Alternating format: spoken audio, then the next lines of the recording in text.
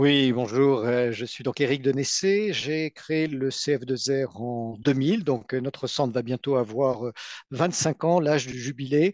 Je suis ancien analyste du renseignement naval. Et nous avons créé ce centre de recherche pour à la fois mieux expliquer quel était le rôle du renseignement dans une démocratie, dans la société française, puisque c'était quelque chose qui, jusqu'à la fin des années 90, était très mal connu. Et donc, le CF2R réunit une vingtaine de chercheurs pour moitié des anciens des services de renseignement, pour l'autre moitié des universitaires ou des consultants qui travaillent sur le sujet.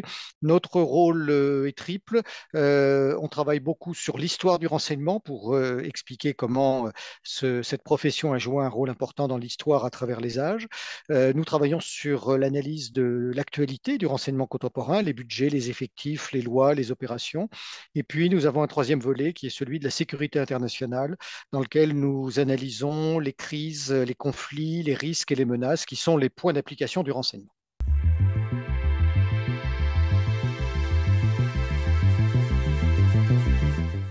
Depuis que nous suivons le conflit ukrainien, c'est-à-dire depuis l'été, on va dire l'été 2021, on s'aperçoit finalement que ce conflit a été en grande partie provoqué par les Américains, même si bien sûr ce sont les Russes qui se sont livrés à l'agression que l'on sait contre leurs voisins. Euh, nous nous sommes penchés sur ce fait parce que nous suivons en permanence l'actualité américaine. C'est quelque chose d'essentiel à notre époque, puisque les Américains étant la première superpuissance encore pour quelques décennies, il importe de voir quelle est leur stratégie et quels sont leurs objectifs. Et on s'était aperçu assez rapidement que la crise que connaissait la société américaine, non seulement sous Donald Trump, mais au début comment dire, du mandat de Joe Biden, entraînait de tels dysfonctionnements internes qu'on voyait se dessiner peu à peu le fait que les Américains avaient besoin d'une forme de crise internationale, si ce n'est d'un conflit extérieur, pour faire passer leurs problèmes internes au second plan et essayer de redonner un peu de lustre à la Maison-Blanche, de débloquer des budgets, voilà, de relancer le Pentagone. Et donc tout ça était assez décelable pour nous. Et lorsque malheureusement les événements de mars 2022, février-mars 2022 sont apparus, nous n'avons guère été surpris de la stratégie américaine, même si, je dois le concéder, nous n'étions pas sûrs que les Russes, à l'époque, tomberaient dans le panneau de cette provocation. Alors, c'est pour ça que quand on voit le discours absolument unilatéral que tiennent les médias occidentaux depuis maintenant 2 ans, il nous a semblé important de republier toute une série d'analyses que nous avions faites depuis 2014 et le coup d'État, j'insiste bien sur le terme de coup d'État occidental contre le président Yanukovych en Ukraine, qui a amené la déstabilisation de ce pays et qui est à l'origine directe du conflit que nous connaissons maintenant depuis 2 ans. Et nous avons voulu remontrer que depuis maintenant 10 ans, nous n'avions cessé d'alerter sur la stratégie américaine, la raison pour laquelle les néoconservateurs voulaient absolument pousser Poutine dans une sorte de piège, et par rapport à la version tout à fait circonstanciée et pro-occidentale qui en est donnée tous les jours dans les médias mainstream, nous avons voulu sortir ce livre pour montrer qu'un certain nombre d'analyses dont nous faisons partie avaient comment dire, un point de vue tout à fait différent sur l'évolution des événements. Ce qui est important, c'est que c'est le premier livre d'une série de trois consacrés à ce conflit ukrainien. Ce premier livre qui est sorti en novembre et sur finalement les raisons qui ont poussé à la guerre d'Ukraine. C'est pour ça que nous l'avons appelé la guerre américaine et que nous y développons notamment la stratégie des conservateurs américains. Je dois préciser que parmi les personnalités qui ont contribué à ce travail collectif, nous avons Michael Brenner, qui est un universitaire américain tout à fait distingué, ancien du département d'État, qui nous amène une vision américaine et très objective, qui partage bien sûr notre point de vue. Il y a également le préfet Yves Bonnet. Le préfet Yves Bonnet est l'ancien directeur de la DST. C'est un homme qui est à l'origine, avec le président Mitterrand, de l'expulsion des diplomates soviétiques dans le cadre de l'affaire Farwell. Donc on ne peut pas le taxer d'être pro-russe ou pro-communiste. Puis il y a également Alain Charret, Alain Rodier, qui sont deux chercheurs éminents du centre, tous les deux issus des services de renseignement. Jean-Luc Ballet, qui est un économiste distingué qui a longtemps vécu aux États-Unis. Voilà, donc nous avons réuni quand même un certain nombre de pointures pour donner, comment dire, un point de vue et des analyses de qualité. Les deux livres qui vont suivre, qui vont paraître tous les deux l'année prochaine, l'un au printemps et l'autre à l'automne, seront pour le premier consacrés à l'analyse militaire du conflit. Hein. Après en avoir étudié les causes, nous nous polariseront de manière beaucoup plus stricte et beaucoup plus opérationnelle sur qu'est-ce qui s'est passé, quelles ont été les innovations, quelles ont été les erreurs des uns et des autres, aussi bien sur la guerre de l'information d'ailleurs que sur la guerre technique, la guerre électronique, l'usage des drones, la défense antiaérienne et j'en passe. Voilà, ça va être une vraie analyse militaire du conflit. Et puis en septembre prochain, nous prendrons le temps dans le troisième livre de parler des perspectives de cette crise. Je ne pense pas qu'elle sera résolue véritablement, malheureusement, à l'automne 2024, mais sait-on jamais. En tout cas, ce qui nous a paru intéressant, c'est de montrer en quoi cet événement de la guerre d'Ukraine a changé les relations internationales, a changé la manière dont la géopolitique mondiale et ses rapports de force s'exerçaient jusqu'à aujourd'hui. Et je pense que effectivement, cette guerre d'Ukraine est la fin de cette période de transition que nous connaissons depuis la chute de la guerre froide et où nous avons traversé une trentaine d'années d'instabilité, notamment secouée par le terrorisme islamique, et puis qu'avec la guerre en Ukraine, nous entrons dans une nouvelle période.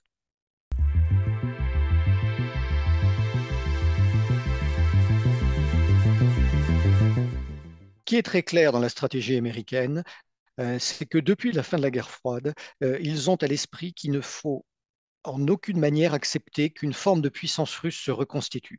Il y a une véritable fixation, alors elle est bien sûr très forte à Washington, mais elle est aussi extrêmement présente côté britannique. Donc ça veut dire que c'est une obsession anglo-saxonne de réduire la Russie à sa plus faible expression pour que ce ne soit plus un acteur géopolitique qui puisse interférer dans la stratégie américaine. Et on le retrouve dans les ouvrages de Brzezinski, bien évidemment, sur le grand échiquier. Et ça explique très bien pourquoi les néoconservateurs ont toujours suivi cette stratégie, en l'accompagnant bien sûr de promesses qu'ils n'ont jamais tenues et de véritables mensonges. On a bien sûr vu qu'ils, après s'être engagés verbalement, mais aussi bien sûr oralement, à ne pas étendre l'OTAN vers l'Est, ils ont bafoué les promesses qu'ils avaient faites à Moscou. Et puis petit à petit, on les a vus soutenir ce coup d'État de Maïdan en 2014 en Ukraine. Je parle encore une fois vraiment de manière extrêmement explicite de coup d'État parce que Yanukovych, le président ukrainien, qui, soit dit en passant, était ni plus ni moins corrompu que ses prédécesseurs, parce que c'est un sport national en Ukraine que d'être corrompu. Yanukovych avait été élu légalement avec la présence d'observateurs de l'OSCE, donc les élections avaient été validées. Et ce qui s'est passé à Maïdan en 2014, c'est bien le renversement d'un régime démocratique ayant fait suite à des élections démocratiques qui est soutenu par l'Occident, ce qui est une véritable contradiction avec les valeurs que nous prônons et que nous défendons. Donc petit à petit, on a vu cette avancée occidentale assez régulière pour pousser la Russie dans ses retranchements. Et puis, on l'a vu jusqu'au 17 février dernier, chose que l'on a appris dans les semaines qui ont suivi l'invasion, avec le lancement d'une offensive de Zelensky et des forces ukrainiennes contre les populations russophones du Donbass qui, contrairement à ce qu'on a dit, n'ont jamais été des populations séparatistes, mais des populations qui souhaitaient une autonomie linguistique et administrative au sein de la République d'Ukraine, ce qui leur a été refusé, avec au demeurant des tentatives extrêmement violentes de reprendre le contrôle de ces provinces par le gouvernement de Kiev. Donc on a vu se dessiner tout au long de ces années la stratégie américaine. Encore une fois, l'objectif final, quel est-il? Les Américains, dans leur forme d'hubris impériale, veulent rester la seule superpuissance mondiale au XXIe siècle. Ils ne veulent absolument pas voir de sparring partners, si vous me permettez cet anglicisme, émerger. Et surtout, l'un de leurs objectifs était de mettre la main sur la Russie et ses richesses dans l'hypothèse d'une conflagration à venir dans 5 ans, 10 ans, peut-être plus rapidement, avec la Chine. Et donc, ça les a poussés en permanence et finalement, ils se sont toujours tenus à cette stratégie en dépit de la dissimulation, comment dire, qu'ils en ont faite pour affaiblir Moscou au maximum. Et malheureusement pour eux, en tout cas, ça n'a pas fonctionné.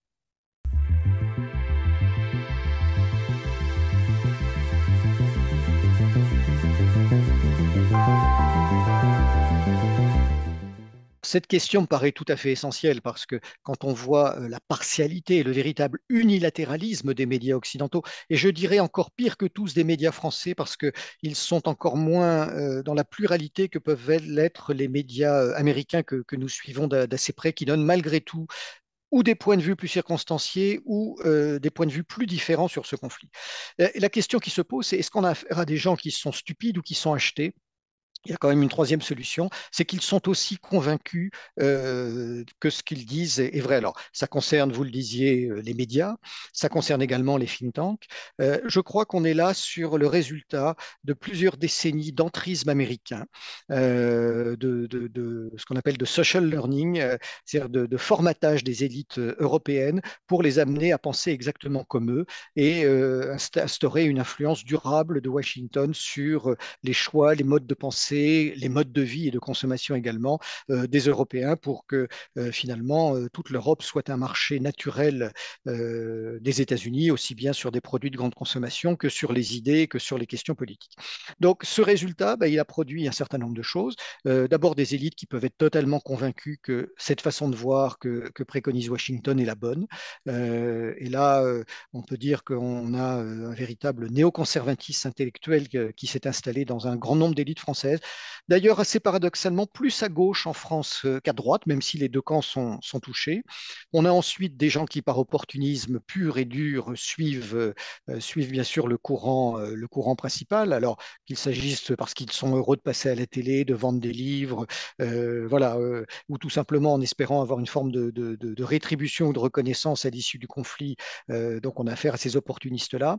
Et il y a bien évidemment également des gens qui le font de manière téléguidée et qui sont là pour, je dirais, relayer des informations conçues à Washington et à Kiev aussi pour une partie des choses. Et donc, nous avons affaire à une véritable propagande. Alors, ce qui est très intéressant, c'est que pendant toute la guerre froide, je me souviens, j'étais jeune officier de renseignement à la fin de la guerre froide et nous luttions ardemment contre Moscou et contre le terrorisme intellectuel, la propagande, la désinformation soviétique qui était vraiment quelque chose d'extrêmement fort. Eh bien, depuis que cette crise a commencé, j'ai vraiment l'impression d'assister à un jeu à front renversé. Certes, il y a bien sûr aussi une communication et une propagande russe, ça c'est indéniable. Seulement, elle ne pénètre quasiment pas en Occident puisque nous avons interdit tous leurs médias. Donc, il faut vraiment pouvoir aller sur des chaînes étrangères pour voir ce que dit Moscou et ce qui, dans le discours de Moscou, relève de la déclaration classique ou de la propagande. En revanche, la manière dont tous les médias occidentaux ont menti, travestissent les faits, modifient la communication, s'obstinent à présenter uniquement des éléments partiaux qui vont dans le sens de ce qu'ils souhaitent, on a atteint là des proportions absolument sidérantes, avec un autre phénomène qui est aussi très intéressant, c'est l'excommunication. Alors, je dis excommunication en deux mots, je ne parle pas de l'excommunication religieuse qui faisait qu'à un moment donné, pendant le Moyen Âge, un souverain ou un pouvait se voir mis à l'écart de la communauté des croyants, eh bien, on assiste à un phénomène tout à fait similaire en termes de médiatisation, c'est-à-dire qu'on assiste à une excommunication, c'est-à-dire que ceux qui ne défendent pas et qui ne relaient pas le courant principal sont d'une certaine manière mis à l'écart des médias. Alors, est-ce que ce sont des listes noires, est-ce que ce sont des interdictions d'antenne, je ne sais dire, mais on voit vraiment ce phénomène très amusant et n'interviennent sur les grandes chaînes, je mets grandes entre guillemets, que ceux finalement qui acceptent de tenir le discours dominant, c'est-à-dire celui qui nous vient des États-Unis et qui nous vient aussi des spin doctors de Kiev qui contribuent bien sûr à cette orientation de l'information dans un seul sens.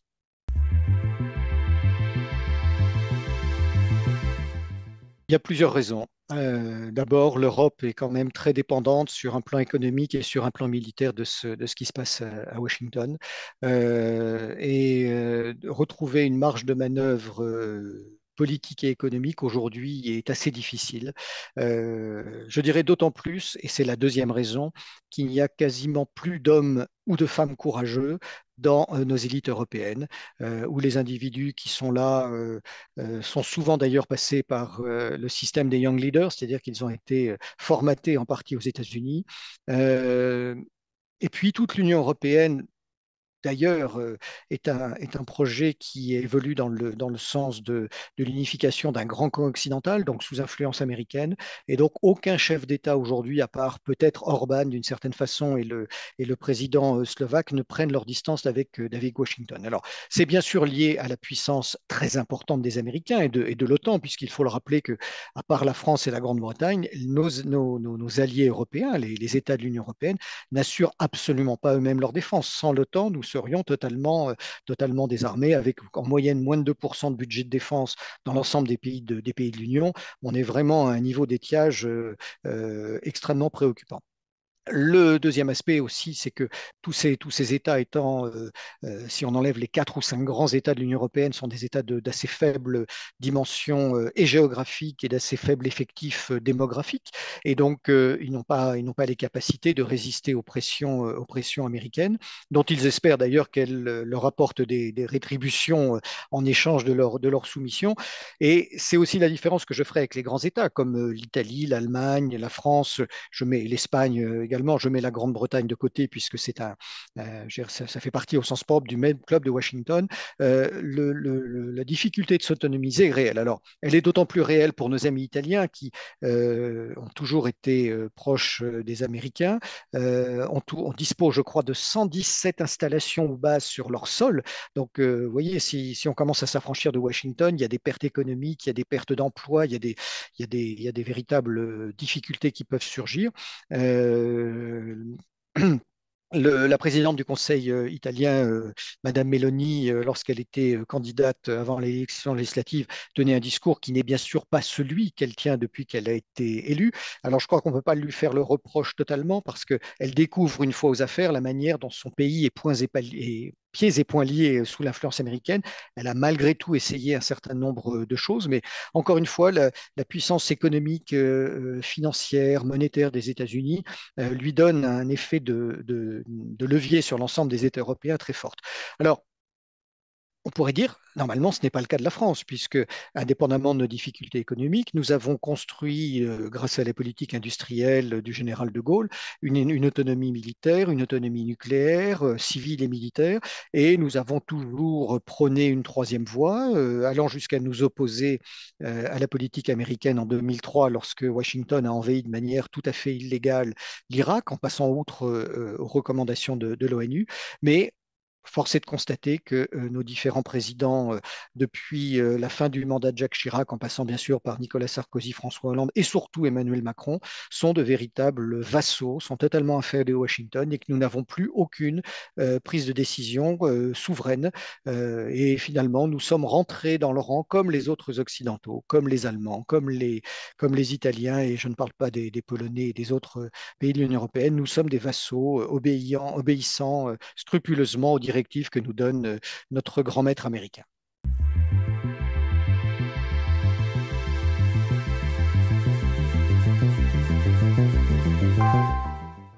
Lorsqu'on analyse la stratégie américaine, il y a un point qui est souvent sous-estimé et que nous-mêmes, nous avons mis un certain nombre de mois à réaliser. Bien sûr, tout le monde se dit, les Américains, en déclenchant ce conflit, vont réussir, ont pour objectif d'affaiblir la Russie. Mais il ne faut pas oublier un deuxième événement qui s'est produit quelque temps avant ce conflit ukrainien, c'est le Brexit. Le Brexit est quelque chose d'important parce que le départ de Londres de l'Union européenne laisser cette Union européenne entre des mains françaises et allemandes, et que Washington, à partir de ce moment-là, s'est mis à craindre encore plus qu'auparavant parce qu'elle n'avait pas son cheval de Troie britannique dans l'Union européenne, d'avoir affaire à une Union européenne qui pourrait décider de faire preuve d'un peu d'autonomie et de se rapprocher de Moscou. Donc, ça veut dire que l'affaiblissement de l'Europe ou le fait de faire rentrer l'Europe dans le rang était le second objectif des Américains. D'un côté, affaiblir la Russie pour ne plus avoir un adversaire géopolitique et s'approprier ses ressources, mais de l'autre, ce second objectif, c'était de vraiment remettre l'Europe au pas. Et autant sur le premier point, les Américains n'ont pas réussi parce que non seulement militairement, la guerre en Ukraine est un échec pour les Ukrainiens comme pour l'OTAN. Économiquement, la Russie tire finalement parti des sanctions dont elle est victime. Donc échec quasi complet sur ce premier objectif. En revanche, sur le second, la victoire est éclatante. Les Européens n'ont pas bronché, tout le monde est rentré dans le rang, l'économie européenne est encore plus affaiblie qu'auparavant. L'Allemagne, qui était la bête noire de Brzezinski et des néoconservateurs américains, comme étant probablement la première puissance européenne se rapprochant de la Russie, a totalement coupé tous ses liens avec Moscou euh, depuis l'attentat et le sabotage effectué sur le gare Nord Stream 2. La France a suivi dans les faits, mais je dirais ce qui est beaucoup plus intéressant sur les conséquences pour l'Europe, c'est de voir que c'est l'Allemagne le principal perdant, encore plus que notre pays qui ne fait plus preuve de souveraineté, mais les Allemands se sont littéralement couchés. Leur industrie aujourd'hui souffre énormément des problèmes d'approvisionnement énergétique qu'ils ont, qui leur coûtent infiniment plus cher depuis le début de la guerre que ce qu'ils avaient avant. Ça a un impact très très fort sur un plan industriel. Et puis l'autre objectif américain, je dirais à l'égard de l'ensemble des pays de l'Union et de l'OTAN, c'est qu'en créant ce conflit et en leur demandant de se réarmer rapidement, eh bien, ça permet à toute l'industrie de défense américaine finalement d'inonder ces marchés et de continuer à vendre davantage, donc de créer aussi plus de ressources aux États-Unis et bien sûr d'asphyxier, ce n'est de détruire durablement toute l'industrie de défense européenne qui aujourd'hui n'est pas capable de rivaliser avec celle de Washington.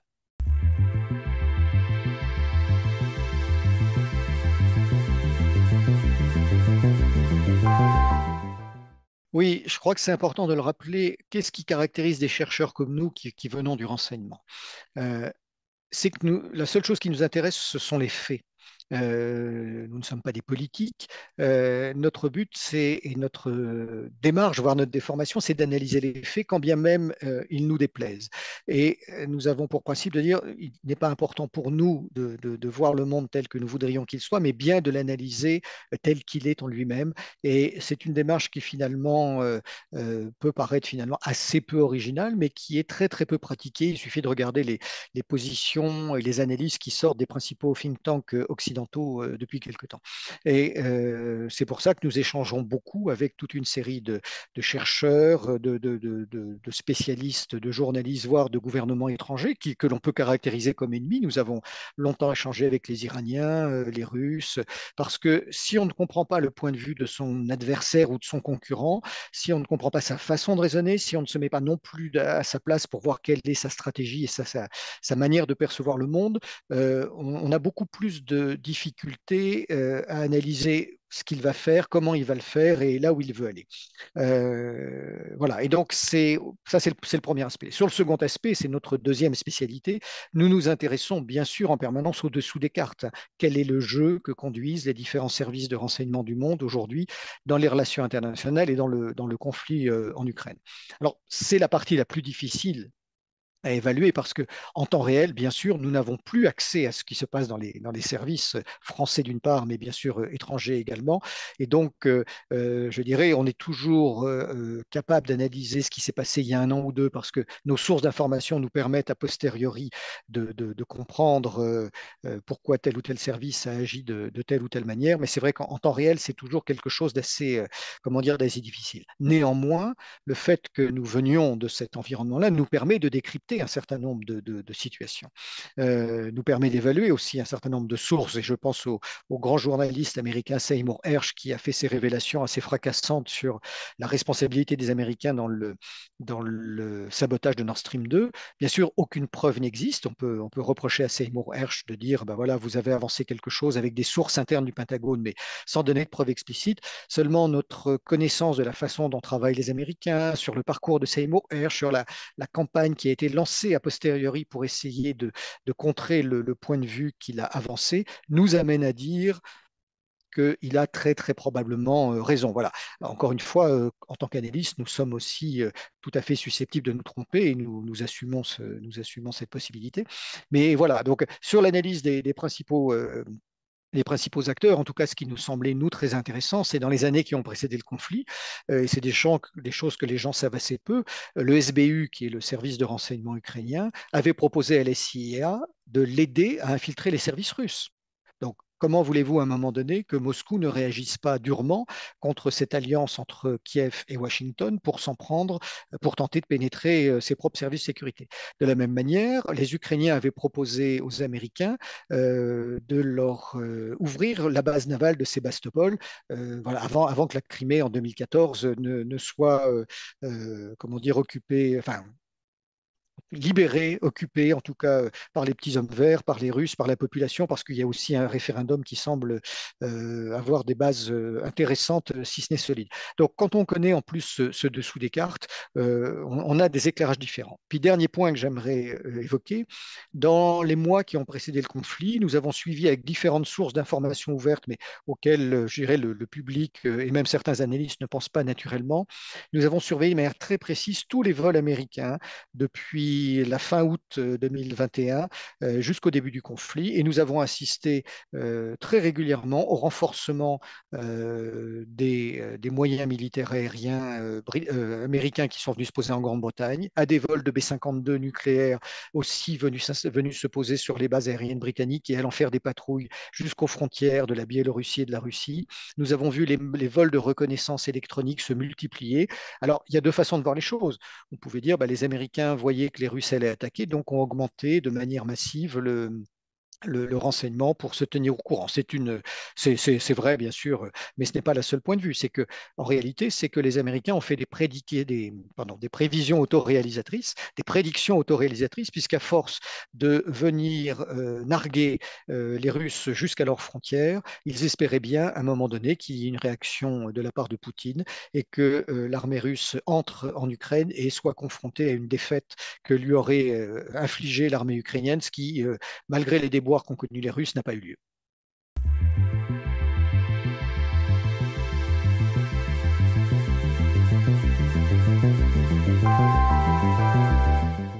Oui, il y a un certain nombre d'événements dans ce conflit qui, pour l'instant, restent encore très troubles et très peu, comment dire, très peu documentés. Alors, on a évoqué tout à l'heure Nord Stream 2 et la responsabilité plus que probable des Américains, parce que l'histoire qui nous a été servie depuis celle d'un yacht et de quelques représentants des forces spéciales ne tient guère la route.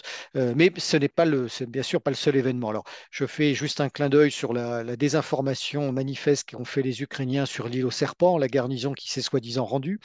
Mais de manière plus grave, il y a effectivement l'histoire de la centrale de Zaporizhzhia, le barrage et puis les massacres de Boutcha.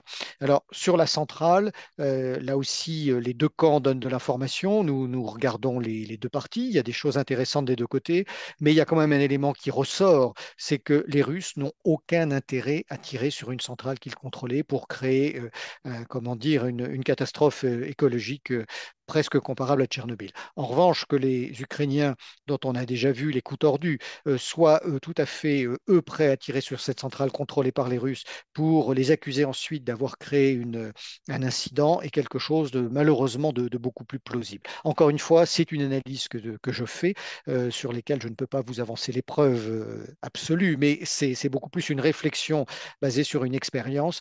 Et voilà, ça nous amène à prendre, ça m'amène à prendre cette position-là. Pour ce qui est du barrage, on arrive finalement à la même analyse qui avait le plus intérêt à faire en sorte que ces zones soient inondées, à faire sauter ce barrage qui servait notamment à irriguer une partie du Donbass et de la Crimée. Encore une fois, c'est comme dans une enquête policière d'une certaine manière. On se dit à qui profite le crime. Alors, tout n'est jamais aussi simple, mais c'est parfois la solution la plus simple qui est comment dire, la plus vraie. Et là aussi, sur ce barrage, tout conduit à penser que ceux qui avaient le plus intérêt à cela étaient les Ukrainiens. Et puis, il y a le dernier événement, le pire finalement de ce conflit, ce sont les massacres de Boutcha.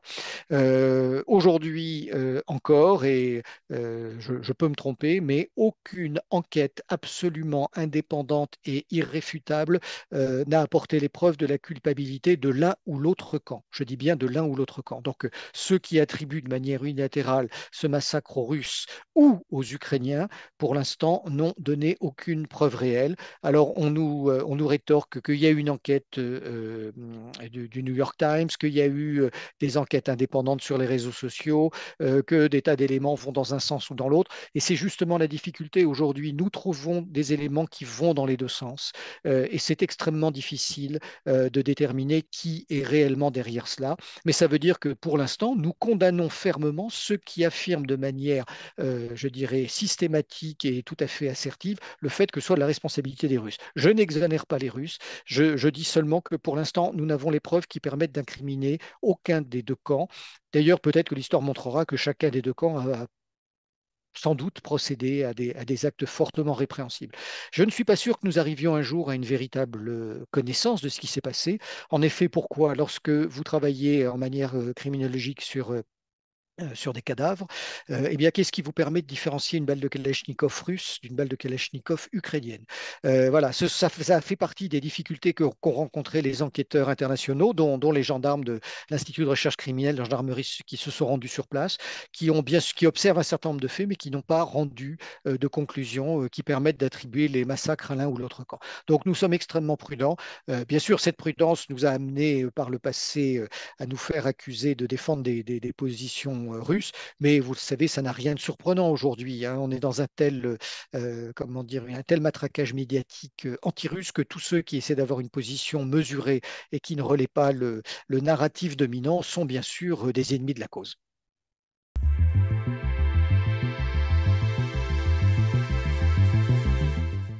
Oui, alors ce trafic d'armes est quelque chose finalement de très important. Je dis finalement parce que il faut quand même rappeler que l'Ukraine, avant même la guerre, était déjà un État quasi mafieux, si ce n'est un État failli. Nous n'avons aucun autre exemple dans l'histoire occidentale d'un État qui ait perdu 9 millions d'habitants en une vingtaine d'années. L'Ukraine comptait au moment de l'indépendance en 1991 52 millions d'habitants. Au début du conflit, elle n'en comptait plus que 43 millions, sans qu'il y ait eu la moindre guerre, tout simplement parce que ses habitants s'expatriaient devant la corruption qui gangrénait le pays, devant la présence des mafias, devant toute une série de dysfonctionnements de l'État ukrainien. On pense même que la population s'est encore réduite peut-être de 2, 3, 4, 5 millions d'habitants qui ont fui dès le début du conflit, ce qui là est bien sûr plus compréhensible. Voilà. Donc, il faut rappeler aussi une seconde chose, c'est que dès le début du conflit, lorsque Zelensky a fait toute sa série de discours en direction des grandes assemblées parlementaires du monde occidental, et notamment celle d'Israël.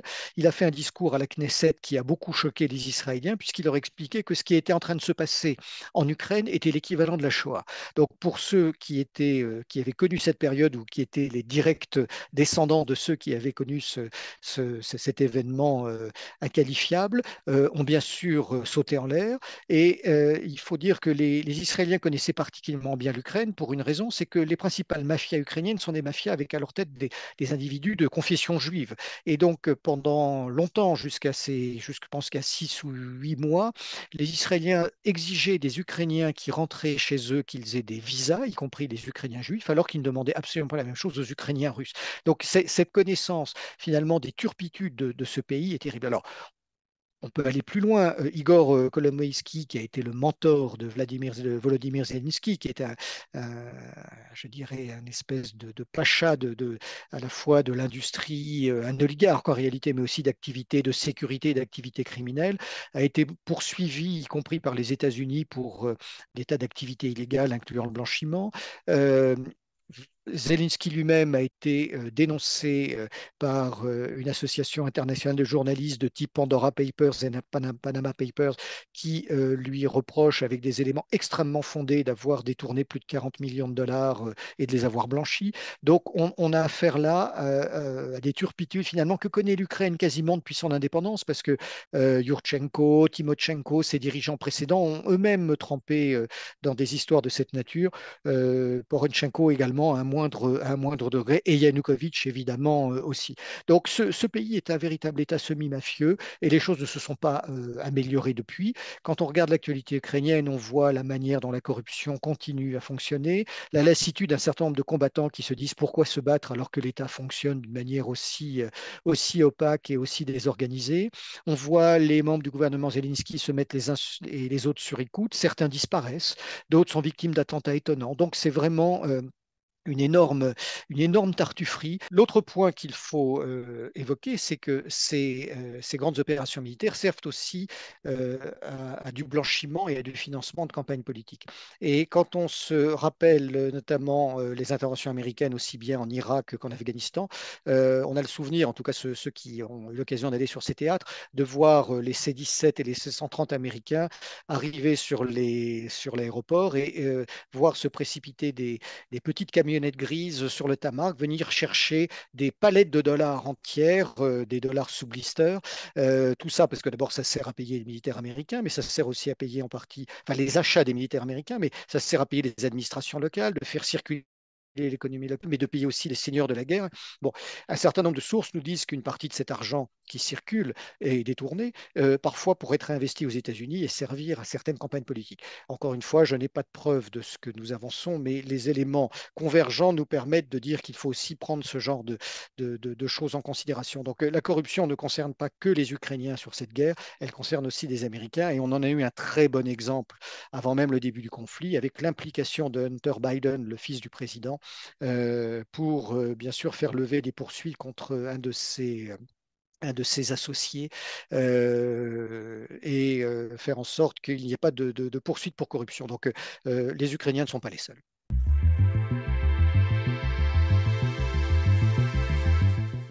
Nous avons sous-estimé la Russie, aussi bien dans ses intentions que dans ses moyens, que dans ses capacités.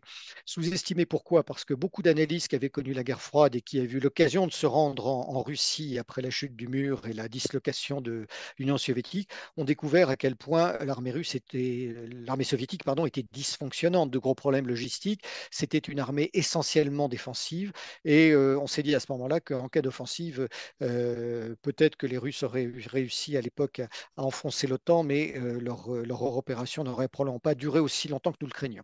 Il s'est produit la même analyse au moment de l'offensive russe de 2022. D'ailleurs, elle a connu elle-même des déboires logistiques qu'on ne peut pas négliger. En revanche, on ne peut pas dire non plus que l'armée ukrainienne, dans cette phase-là, ait réussi à lui tenir tête, puisqu'il faut quand même rappeler qu'en quelques semaines, une force de seulement 120 000 hommes, qui n'est absolument pas une force faite pour envahir la totalité de l'Ukraine, comme on nous l'a martelé en voulant nous le faire croire, qu'une force de cette nature a envahi quand même quasiment un peu plus de 30% du territoire de l'Ukraine. Donc ça a été une opération initiale qui a connu un certain succès et que notamment le retrait russe de la région de Kiev me semble, d'après ce que l'on en sait aujourd'hui, être beaucoup plus un geste de Vladimir Poutine et de l'état-major dans le cadre des négociations de paix qui se tenaient à Istanbul qu'une déroute et qu'un recul de l'armée russe. L'autre élément sur lequel on a totalement sous-estimé les Russes, bien sûr, c'est sur le plan économique.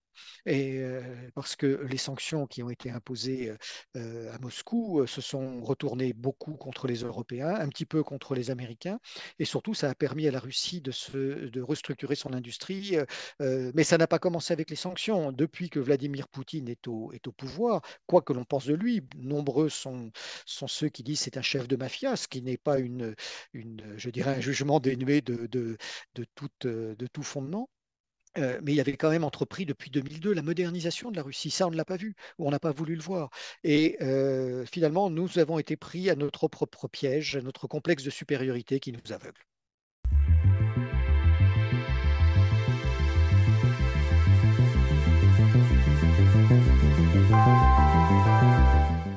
Si, évidemment, cette stratégie en Ukraine est un échec pour Washington son intention d'affaiblir la Russie. Ça n'a absolument pas marché. En revanche, ce n'est pas un échec sur un autre point qui est celui d'avoir affaibli l'Europe, de l'avoir ramené dans le rang et de l'avoir vassalisé encore davantage. Alors, je ne sais pas si ce sera d'une grande utilité pour les États-Unis. En tout cas, ce sera quelque chose d'extrêmement catastrophique pour l'Europe. Je rappelle quand même que sur un plan économique, les Américains s'enrichissent avec ce conflit puisque l'achat de gaz naturel liquéfié des Européens auprès de Washington leur a permis d'augmenter très très sensiblement leur chiffre d'affaires. Les Norvégiens aussi, par la même occasion, en profitent allègrement. Alors, quel est l'avenir de cette guerre? Écoutez, d'abord, on dit que la crise de Gaza a amené les Américains à se recentrer sur le Moyen-Orient et en ce moment à réduire leur aide à Kiev. Les républicains, dans la perspective des conflits qui les opposent aux démocrates au sein du Congrès, mais aussi des prochaines élections présidentielles, mettent un veto systématique à toute aide à l'Ukraine parce qu'ils considèrent que ce n'est pas là la priorité de la politique étrangère. Ils préfèrent eux aussi se polariser sur le Moyen-Orient et sur le Mexique et les frontières pour lutter contre l'immigration. Évidemment, l'échec de la contre-offensive ukrainienne, largement surestimé et l'efficacité de l'armée russe face à cela, ils sont pour beaucoup. Et finalement, on s'aperçoit aujourd'hui que l'Ukraine ne peut pas gagner cette guerre, ça c'est évident. La Russie ne peut pas la perdre. Et la grande question est de se dire, est-ce qu'il va y avoir un match nul, donc des négociations sur les bases actuelles, probablement, ou est-ce que les mois qui viennent vont entraîner une déconfiture plus marquée de l'armée ukrainienne qui est à court de munitions, qui est à court de budget, qui est à court d'hommes, et quelle est la stratégie derrière que pourrait exploiter la Russie pour tirer parti de cette faiblesse. Donc ça fait partie des questions qu'on se pose. Je ne vois pas ce conflit prendre fin malheureusement avant la fin de l'année parce qu'il y a les élections présidentielles en Russie au printemps, puis les élections américaines fin 2024.